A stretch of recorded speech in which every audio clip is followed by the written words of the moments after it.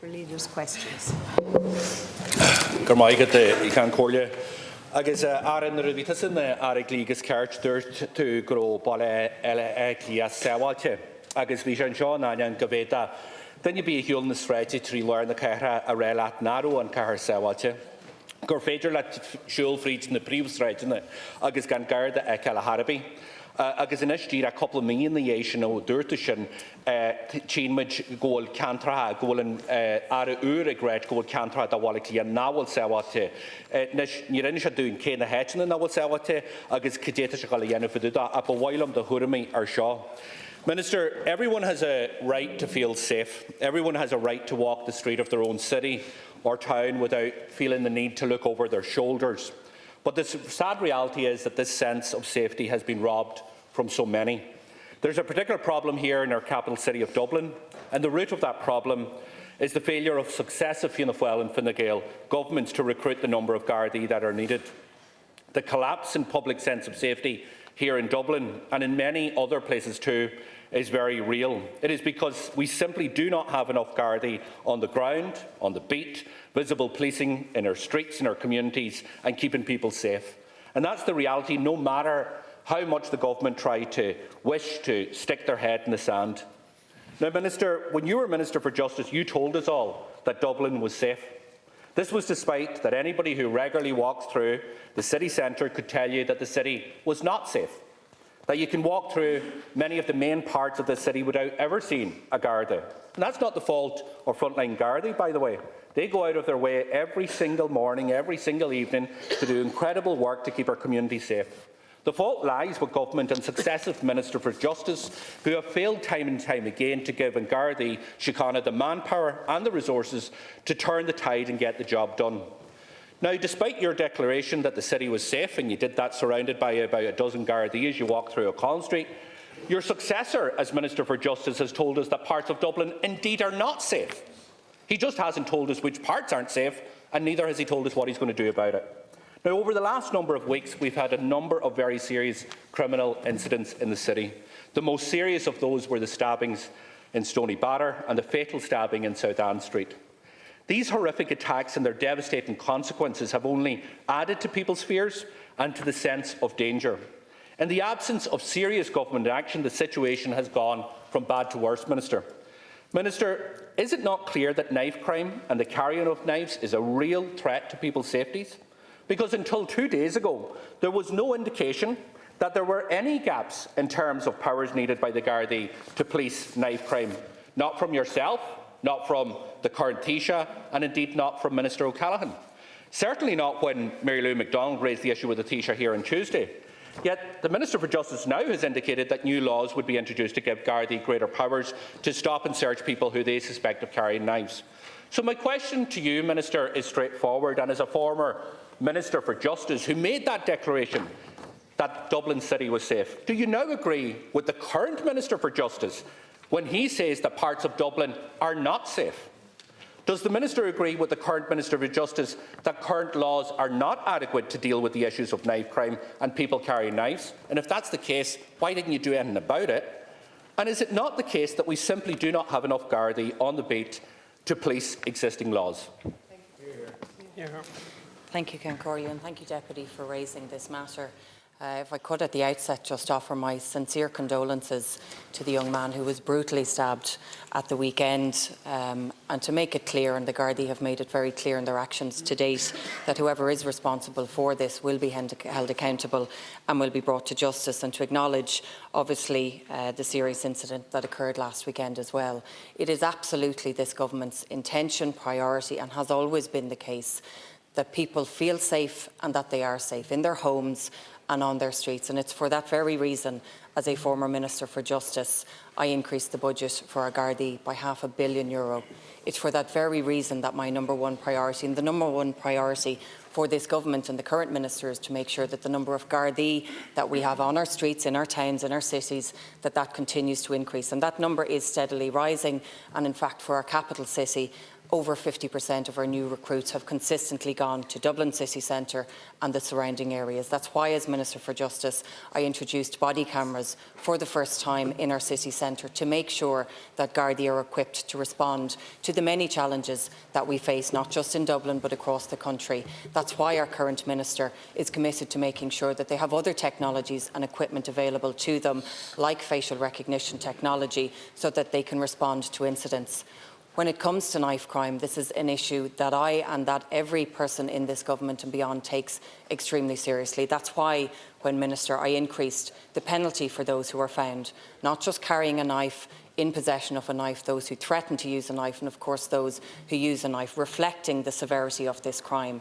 The number of confiscations that Gardaí have, the number of seizures have increased significantly in recent years, and the Police Powers Bill that you referenced, which I instigated in the department and which has been followed through, will make sure that Gardaí have even greater powers available to them to respond to these crimes.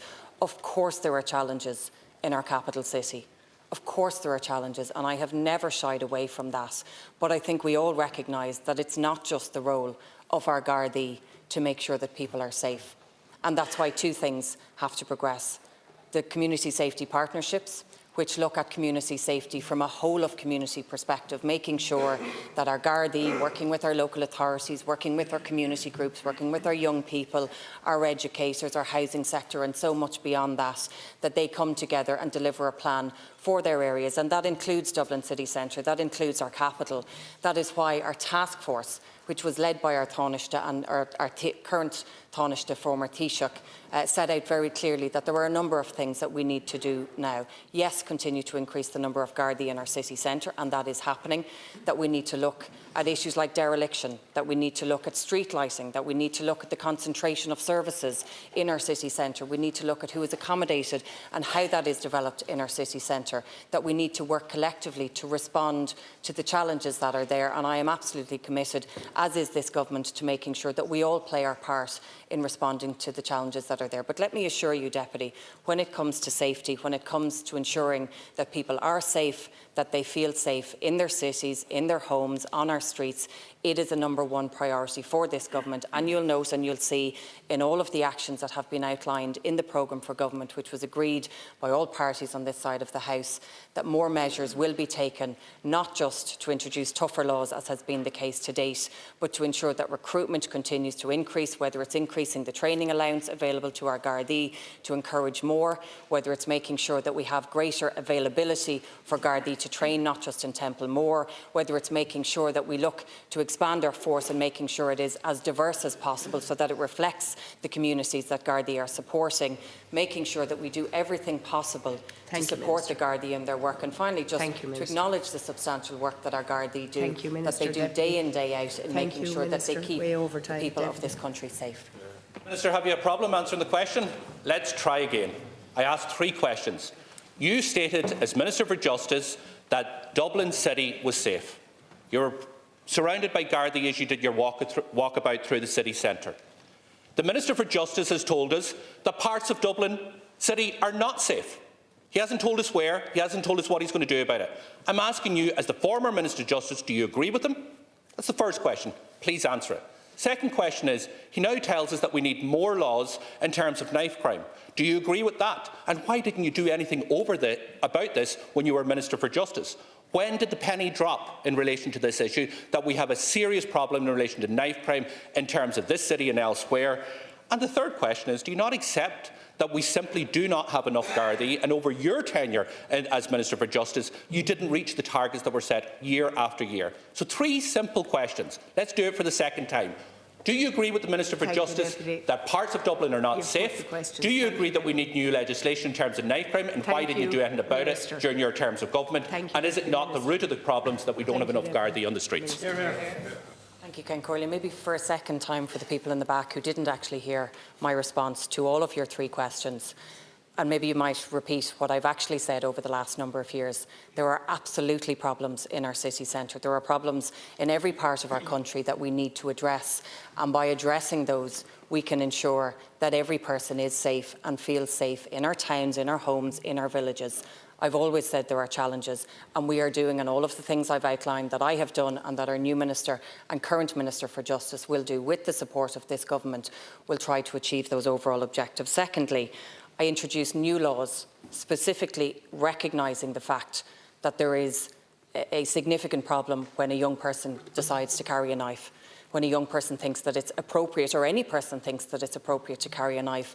And that's why increasing sentencing was a priority for the previous government. And that's why making sure Gardaí have as much power as they possibly can to ascertain those knives is an absolute priority. Thank you, and on the final one, we are Time making progress. We are seeing more Gardaí. I've said I need to go beyond, and we all need to go beyond 15,000 Gardaí. In fact, we have a higher target than we had set initially. Deputy Owen Kenny of the Labour Party. Minister, last year I stood with my colleagues and over 40,000 teachers in the country to protest against the rushed Leaving Cert reform proposed by your government. Your predecessor, Minister Foley, referred to the reform as equity and excellence for all. The most important part of any reform, and I think you'll agree to any curriculum, is to benefit students. If you take two students, Minister, one in a local voluntary school and one in a private fee-paying school, it will come as no surprise that private schools are well equipped with technology, with suites of laboratories, with in some cases lab technicians to advise on the use of the lab itself. Then you move to the school in the local voluntary school, 100-year-old infrastructure in place, more than likely two very basic science labs, sporadic Wi-Fi connections. In other words, Minister, you are presiding over a senior cycle reform that favours children of more affluent families. We in Labour are open to reform and understand that it is necessary, but we are opposed to rushed, poorly thought out and poorly resourced reform. We have asked continuously, Minister, for the establishment of a new convention on education, inclusive of young people, teachers, parents and stakeholders. Where is it? With the introduction of projects, 40% of every subject is being left open to manipulation. Can the Minister guarantee us all here today that the Leaving Certificate of 2027 onwards will have the same integrity and respect as the one currently being sat? The revised syllabus for Leaving Cert science subjects and others will begin for the current transition year cohort of students who will be next year's fifth years. Yet the teachers of Leaving Cert biology, chemistry and physics, as well as others, including business and other subjects, have had just one subject-specific training day. Just one. You put yourself in the shoes of a chemistry teacher who will be teaching the new syllabus, including a whopping 40% individual project, and you've had basically a few hours of in-service. Minister, this is totally unfair. It is unfair on teachers and it is definitely unfair on students. Full training must be provided prior to the rolling out of any new syllabus, but that is not what is happening on the ground. Why are teachers not being fully trained prior to the introduction of a syllabus in their subject? I commend IDA for doing their very best under difficult circumstances. The rushed nature of senior cycle reform means that the ink is barely dry on the syllabus and they are expected to roll out a national training initiative. It's all so rushed. Why? So, Minister, can you tell the teachers, parents, students watching this the following? Are you okay with presiding over a senior cycle reform that favours children of more affluent families? Are you okay to are you going to train teachers properly prior to rolling out any updated syllabi? Are you committed to holding a convention on Leaving Certificate reform? Are you going to thoroughly engage with the teachers who are going to be teaching these subjects to our next generation? Thank you, Deputy Kenny. Minister. Thank you, Deputy. And again, thank you for raising such an important issue. I said at the outset when I was appointed to this role that it was my #1 objective and my #1 goal to make sure that every young person, irrespective of their background, where they come from, what school they go to, that they are supported and that our teachers are resourced and supported to help them achieve their full ability. That is my absolute #1 goal and priority. That means making sure that children with special and educational needs, that they get the resources and the supports and the access to education that they are entitled to, more special schools, more additional classes, more SNAs, more training, more support. That means children from disadvantaged backgrounds, that we build on the really positive and fantastic work through our DESH programmes, that we expand on that and we make sure, working with our youth partners, every young person has the supports and the requirements that they need to fulfil their potential. Bringing all of that together, we also have to make sure that, irrespective of who the child is and what their background is, that we equip our young people to respond to the world that we live in now today. and that is absolutely paramount. We need to make sure that when our young people are leaving school, they are equipped with the skills and the ability to live and to respond and to work in the world that we live in now, which has changed completely. The economies that we work in, the jobs that we work in, the fact that technology has taken over so much of what we do in such a positive way, and yet there are challenges as well. It is so important that our state exams reflect all of this and equip and support our young people to go into the world that we live in today. In terms of the senior cycle reform, the official engagement on this started back in 2016. So I appreciate the different stages more recently have come to the fore, but this official engagement started back in 2016 because it's really important that we get this right, that we engage with all stakeholders, with principals, with teachers, with school leaders, with boards of management, and above all with students as well.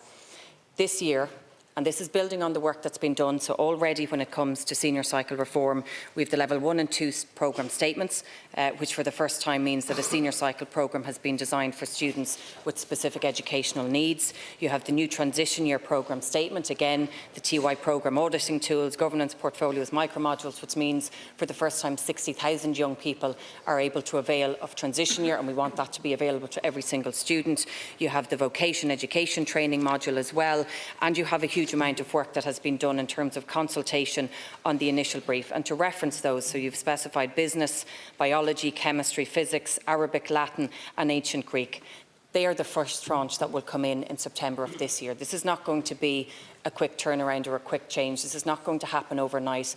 I want to ensure that as this change happens, as we have more additional assessment components, as we have more changes that, I suppose, test the different skills that our young people will need going into the world, that this is done at a rate that helps our young people, but that also is supportive of our teachers. Because above all, and I know from you and all of the profession, your objective here is to make sure that young people get the best education available to them. Thank you. Absolutely. My greatest objective, of course, is that students across the country are open to this reform and they benefit from it. Minister, you said that you're fully equipping schools. 7 years, Minister, I got taught inside in prefabs. That's what happens in local voluntary schools across this country. €90,000 a year your government pays for prefabs. €90,000. And Minister, you referred to business there. I was teaching business studies up until November. September, I took on a cohort of transition year students. What did I say to them? I had to tell them that I knew nothing about the specification that they were going to be doing. I had one training day, a few hours of in-service. How could I ask them possibly to try and keep on business studies if it was going to be the case that I did not know the specification, therefore they definitely weren't going to know the specification? That's the reality on the ground, Minister. Engage with unions of teachers. You're not engaging with them. 40,000 of us stood outside schools last year. You haven't engaged, and you're willing to go forward with this rushed reform. You need to engage with teachers. They are the ones on the ground teaching these subjects. Thank you, Deputy. I am and I will always engage with our teachers, because they are the only way in which this will happen, and they are the people who are providing our young people with the fantastic education that they get. We've spent over €6 billion on capital projects since the beginning of 2020, and I have said very clearly to the unions that we will invest more, whether it's in science labs, whether it's making sure that more training is provided. But I've also asked my officials to engage further to see, is there more that we can do to make sure that for the specific subjects that we have for September, that we are as prepared and that teachers are as prepared on the ground. I've made it very clear that there will be 2 papers provided at the beginning of April. It's normally 1. We're also making sure that there's access to further training at the earliest stages possible. This is not going to happen overnight, and I fully accept that were this to move at a quicker pace, there would be a significant challenge. But there is a momentum there. There's a lot of change has happened.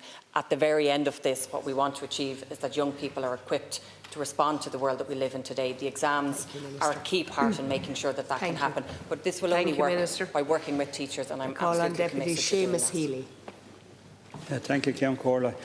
Minister, it's generally accepted that serious challenges face the health services on a daily basis, and these challenges affect patients, staff and the wider community. Staff are firefighting on an ongoing basis. They're burned out, frustrated and fed up, continuously holding services together with minimum resources. Emergency departments are overrun with trolley numbers in January of this year at an all-time high of almost 14,000. Waiting lists are similarly high, outpatients well in excess of 500,000. and we have reviews and investigations into hospitals like the University Hospital in Limerick, Portiuncula and Mayo General Hospital. The Government and Health Service Management threw a grenade into this already chaotic situation with the pay and numbers strategy. That strategy abolished over 2,000 posts, heaping additional pressure and stress on remaining staff. These posts were fully funded and filled.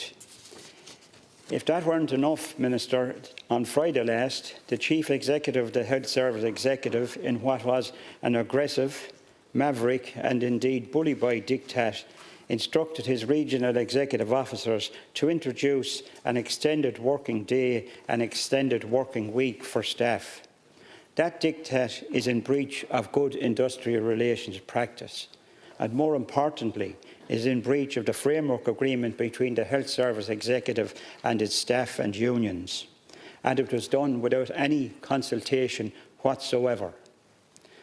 This bombshell was thrown into an already fraught situation and has the potential to cause serious harm not only to staff but to patients already waiting far too long for treatments. The Force of Trade Union, representing its members, responded predictably and reasonably when it said that if this instruction is not suspended, it will necessitate an appropriate response, shorthand for industrial action. The question, Minister, is that in view of the clear breach of agreements and of non-consultation with staff and unions, and in view of the potential for this diktat to create chaos in the health service and indeed seriously impact on patient safety, will your government instruct the Chief Executive Officer of the Health Service Executive to withdraw that instruction immediately? Thank you. The Deputy Minister to respond, please. Thank you, Deputy. And again, thank you for raising this important matter.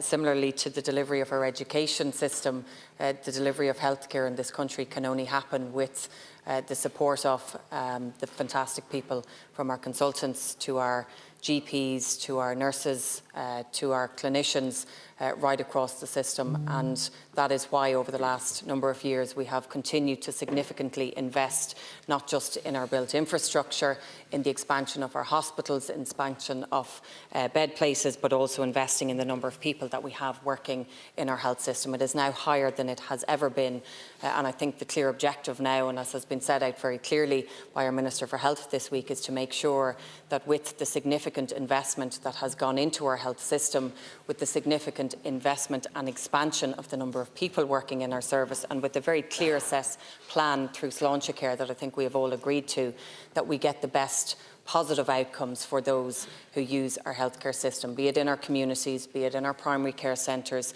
be it those who attend in our emergency department, or those who indeed attend for scheduled care.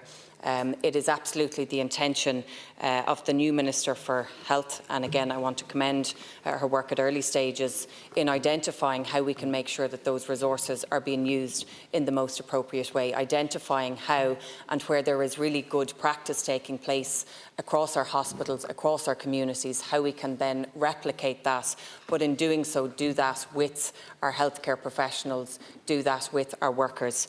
As a government, we will continue to invest in our healthcare system. We will continue to ensure that our waiting lists are reducing, and often there is a focus on how many people are on lists as opposed to the length of time that people are on lists, and we need to make sure that we have as many people being seen as soon as possible, and that where possible then those times reduce as well as the overall numbers. We need to make sure that we continue to invest in our cancer care treatments and in other areas as well where we have seen significant progress. We are a country where people are living much longer, and it's not by accident. It's because of the significant investment that we are placing in our healthcare system. It's because of the advancement in technology. It's because of the expansion of overall services and the fact that we are investing in new drugs, in new technologies and new ways to treat people.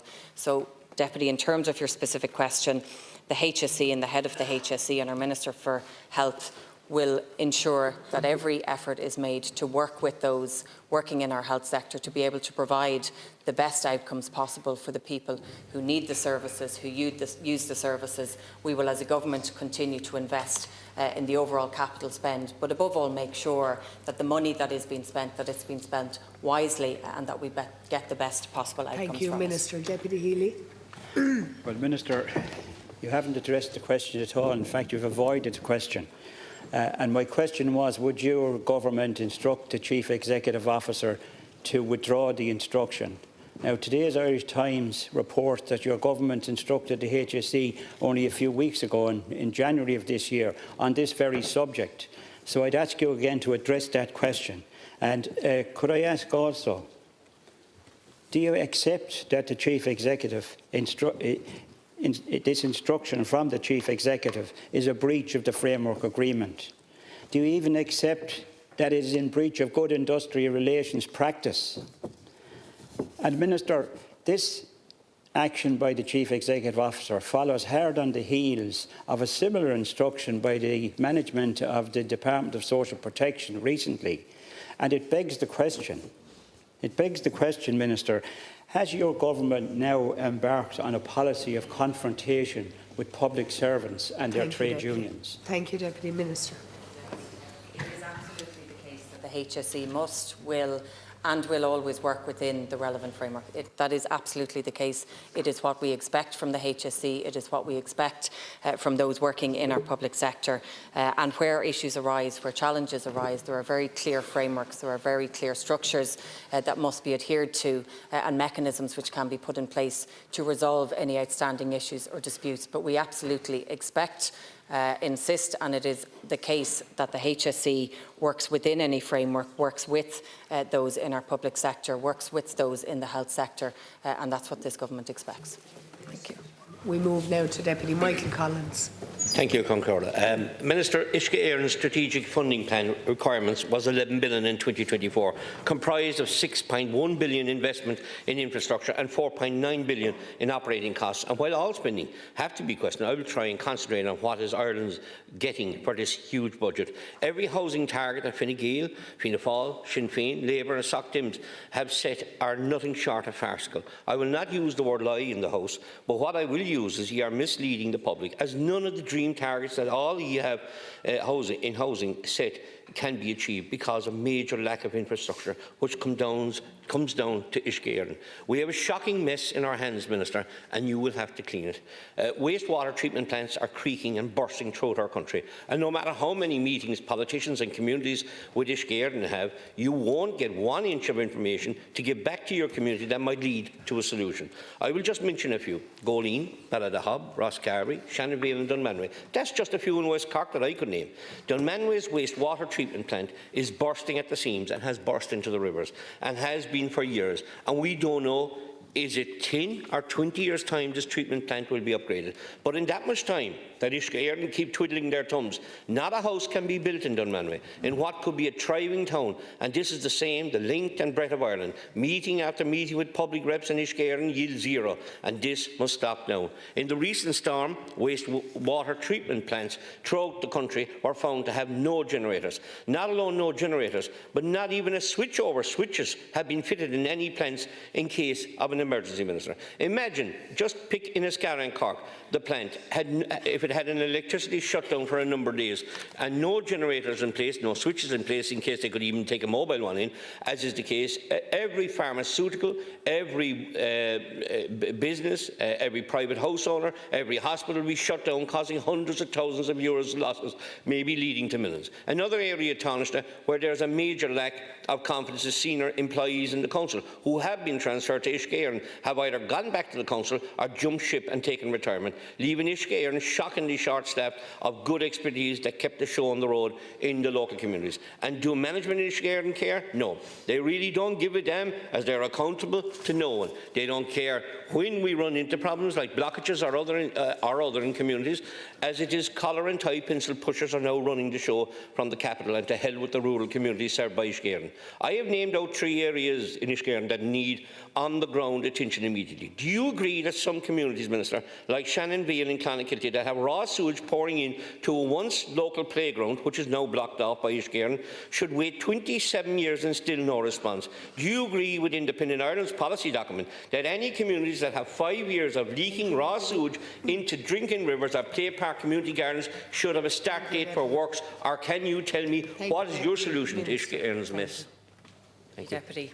I think this government has been very clear in stating that we need to invest more in our water system, that we need to do more to make sure that towns or communities or villages where they don't have access to the quality of water that they should, that there is investment there first and foremost, but that also we ensure that sites are opened up, that in the delivery of housing in particular, that we have the investment, the infrastructure that is needed to achieve the overall objective and the overall goals and the overall targets that we have set ourselves.